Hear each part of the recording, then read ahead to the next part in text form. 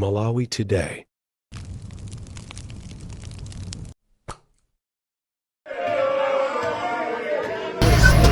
Tikupasirani mmene zinakhalira mnyumba ya malamulo pamene Suleman anawathamangitsa mnyumbayi.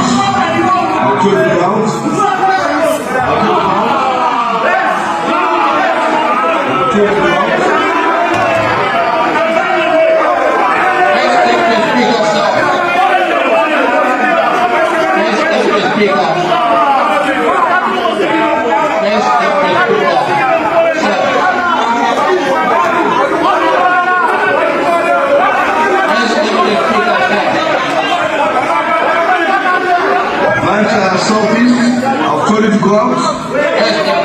I've told you to go out. Obey the ruling of the chair.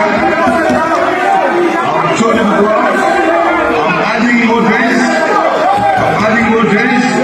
I'm adding more days. I've told you to go out. You have to display the chair. And the chair has the power to control.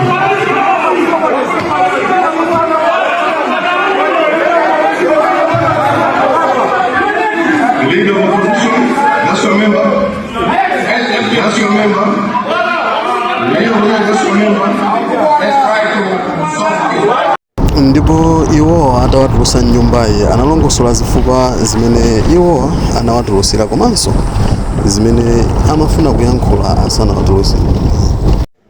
Ndazisiya tinapita ku health break. Ndabweranso kwabwera nduna a transport. Ndayimikaso point of order alankhulaso mmene mujazili pa Hansard mukhoza kachita check kuti Blantyre, I see you, I will recognize you just now. Mpaka na aloweraso mafunso achakuta kuti ine ndisafunse. Ndino ine ndimadabwa chifukwa ndinayima nokulafunsa kodi chimene simukundipasira mpata njani mandisankhakale kuti kule zoyankha zake akuti ndikuchita mwana chifukwa ndafunsa nde andipasa 105 akuti masiku 5 ndisakhale Mpaliyamenti. Ndiye ndimafuna ndiawuza akazombo ndi gulu lawo la Congress kuti nyumba ya malamulo iyi CMCP, nyumba ya malamulo ndi awina aliyense.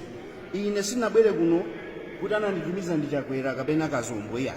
Nabwera kuno chifukwa anthu akwathu anandivotera kuti ndibwere kuno. Inenso ndikuyenera kupatsidwa ulemu nyumba muno ngati member of this house. Koma zimene zikuchitika izizi tikuziwa chifukwa akambirana zana kukoka kwawo kuti anthu angapo kuphatikizapo ineyo asatolole kulankhula. Ndinaziwa kuti lero sandilola kulankhula ndimayimira dala kuti ndione ndizoonadi ndiye mwaziona nokha lero kuti sakufuna kuti zilankhula. Koma chimene ndimayimira ineyo kuti ndilankhule ndimafuna ndifunse dziko, ndifunse boma kuti lilankhule zoona ku dziko. Zana tamva president akunena kuti akusazika kunena kuti akufuna apite ku Dubai akagule mafuta a dziko. Ndimafuna ndifunse kuti kuyambira liti president wa dziko akupita akagula mafuta kunja sizinachitikepo. Tikuziwa kuti kumene amapitako kumene akupitako sikuti akagula mafuta,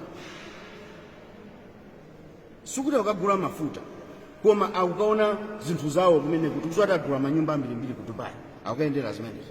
Tinalibe forex mpaka nakhala pansi pano bungwe la WFP ndi bungwe la ku America atipasa $, kuti tigule chokudya tithandize anthu athu. Akutenga ndalama imeneyo kuti azikayenda nayo. Izizi ifeyo sitilola. Izizi ifeyo ngati Malawi sitilola. Komanso ndiawuza akazombo kuti iwo ndi MP ngati Ndizomwe. Palibe chabwino chimene timachiona, palibe kuti iwo ndiwophunzira kapena kuti china cha iye ndife chimozimozi. Tipasane ulemu ngati tonse ndife ma MPs. Nyumba iyi ndi awina aliyense, si achipani ya. tikabwera kuno azitilola kulankhula ndifake timalankhula ano kwa inu kumakhanga tife achipongwe ndiye 5 days andipasani ndikabvira ndibwera ndili nawo